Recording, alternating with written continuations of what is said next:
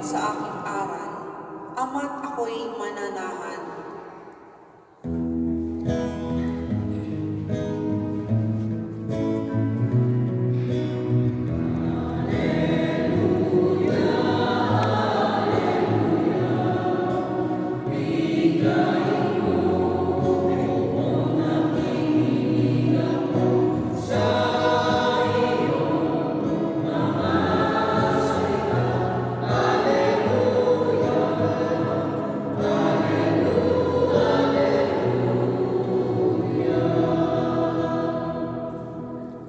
Sumainyo ang Panginoon. Inyo rin. Ang mabuting balita ng Panginoon ayon kay San Mateo. Papuri sa iyo, Panginoon. Noong panahon iyon, nagtipon-tipon ang mga Pariseo nang mabalitaan nilang napatahimik ni Jesus ang mga Saduceo. At isa sa kanila, isang dalubhasa sa kautusan, ang nagtanong kay Jesus upang subukin ito. Guro, alin po ang pinakamahalagang utos sa kautusan? Sumagot si Jesus, ibigin mo ang Panginoon mong Diyos ng buong puso, ng buong kaluluwa at ng buong pag-iisip. Ito ang pinakamahalagang utos. Ito naman ang pangalawa, ibigin mo ang iyong kapwa gaya ng iyong sarili. Sa dalawang utos na ito, makasalalay ang buong kautusan ni Moises at ang turo ng mga propeta. Ang mabuting balita ng Panginoon. Pinupuri ka namin, Panginoong Jesucristo.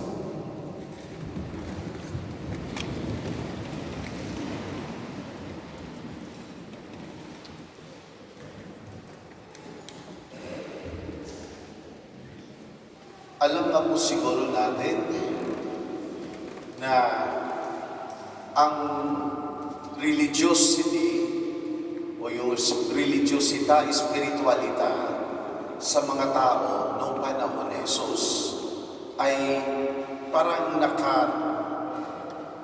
nakasalalay o being founded doon sa batas, no? The law and the prophets. Doon kung anong sinusulat doon sa batas, ayun na. Para sa kanila, if ang isang tao ay masunurin sa mga utos o sa mga kautusan ng Diyos, siya ay napakabanal.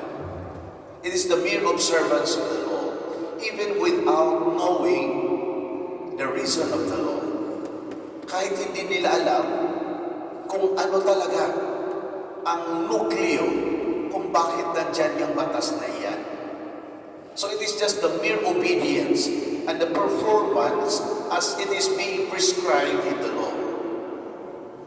Kung sa kanila nga, I think there are about 600 something precepts, no? More than 600 na precepts, mas marami yung bawal. I think more than 400 ang bawal. Bawal magano, bawal ng ano. Pero siguro napakakunti lang yung pwede mong gawin at gawin mo ito. So ibig sabihin, it is a law of restrictions. Bawal tumalon, bawal. So it is it speaks on the limitation. Kasi nga ba naman, pag tao ang gumagawa sa batas, ay paraging bawal. Thinking that these are the limits and the boundaries sa ating kakayanan. Going beyond the bawal means it is a risk, or pag hindi yan risko, ay talagang death. There's nothing beyond it. Parang gano'n. So, dahil nga sila ay mga eksperto sa batas, ayan, tinanong nila si Kristo. Ano nga ba ang pinakamahalaga sa lahat-lahat? Dami-dami natin ang ginagawa hanggang ngayon. Sa buhay na ito, ano nga ba ang pinakamahalaga? Ano nga ba ang dapat lang yung pagbigyan ng pansin ng tao? Kasi there are so many offerings, madami-daming inaalok mo ng sambayanan, ng sosyete. That do this, gawin mo ito. Gaya ng isang publicita. Trying to create needs and wants of people. Ganon din po ba ang batas ng Diyos? That ang Diyos ay gumagawa ng mga batas para tayo ay makontrol sa Panginoon? But Jesus summarized the laws and all those precepts into two. Dalawa. Ibigin mo ang Diyos at ibigin mo ang iyong kapwa. At unang tanong, how do we love God whom we do not see and we cannot see? Kayo po ba ay nakakita na ng Diyos? Paano nga natin mahalin ang hindi natin makikita?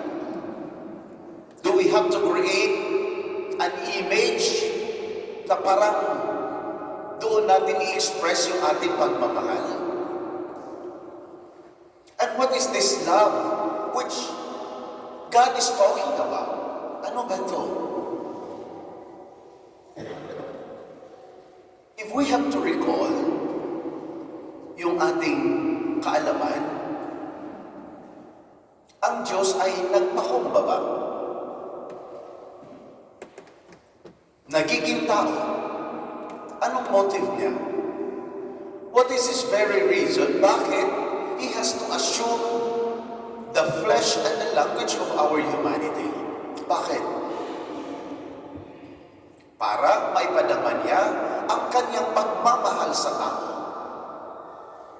So ibig sabihin, it is in the language of our humanity, of our own flesh, of our own blood, that God manifests His love for humanity. Na doon ipinapadama niya ang kanyang pagmamahal sa tao sa pamamagitan ng katawang tao ng kanyang kaisa-isang anak na si Jesus.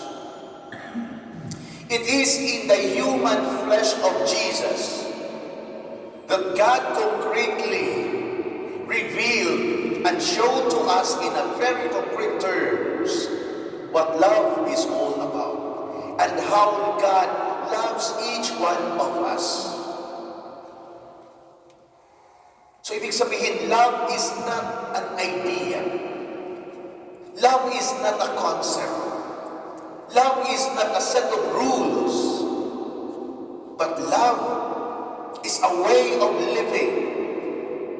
Love is a way of acting. It's a way of life. Doon sa katawan ni Kristo na bilang isang tao, ipinapakita niya kung gaano kamahal ang tao sa Diyos. How was it? Yung napakagandang letter ni Paul to the Philippians. Now though he was in the form of God, he did not deem equality with God something to be grasped at, but rather he emptied himself and took the form of a slave. That it is in the language of service, doon sa lingwahe ng sa pag-serve, ay ipinapakita ng Diyos ang gesture, ang konkreto na terminolohiya sa pagmamahal. How? Yung kanyang pag-aaruga sa tao. O yung kanyang pagsasakripisyo sa tao. Yung kanyang paggagaling sa tao. Yung kanyang pagtutulong sa tao. When he visited the sick, when he healed the sick, when he comforted those who were mourning and sorrowful, when he fed the hungry, these are the language and expressions of love that God, ang Panginoon, ay gusto lamang na maipakita niya sa atin yung kanyang pagmamahal, na ibig sabihin na hindi tayo maghihirap, hindi tayo magdudusa, hindi tayo magugutom, hindi tayo magkasakit, hindi tayo mamamatay. Such is the reason why He rose the dead back to life Lahat-lahat ng mga ginagawa ni Kristo ay ekspresyon ng pagmamahal ng Diyos sa atin. And He did it not only to tell us what love is all about. He did it not only to tell us na ganito ko kayo kamahal. But kung titingnan natin itong batas, yung sinasagot ni Kristo, paano natin? And what is the greatest law? But to love God. How do we love God? God showed us how He loves us. Pinapakita ng Diyos kung paano niya tayo minamahal. So ngayon, paano natin mamahalin ang Diyos? And the law says, love God above all things. How? Kung kayo ay ginagawa niyo ang kung anong gusto ng mga taong minamahal niyo, hindi po ba? Lalong-lalo na nung nagliligaw pa kayo, yung nagbibinata pa kayo, you try to sacrifice everything. You try to do everything for the sake, para lang matuwa, para lang happy yung mga taong minamahal niyo. Gaya ng ginagawa ng mahal na Birheng Maria, be it done to me as you say, thy will be done. It is in the doing of the will of God that we express our love to Him. Yung ating pagsusunod sa kagustuhan ng Panginoon, which is expressed sa Kanyang batas. Na if minamahal natin ang Panginoon, then follow kung ano ang gusto niyang mangyari sa atin. Mahalin mo ang Panginoon. Gaya ng pagmamahal. So, ibig sabihin, sinusunod natin itong batas na ito, na minamahal natin ang Panginoon if nakikinig at ginagawa natin ang Kanyang kagustuhan. Which is ang pagmamahal sa Kanya. Ang pagmamahal sa Kanya, which is ang ating pagmamahal sa ating kapwa. And how? It is only through the language of our humanity. Hindi na kailangan ano-ano pang gagawin natin.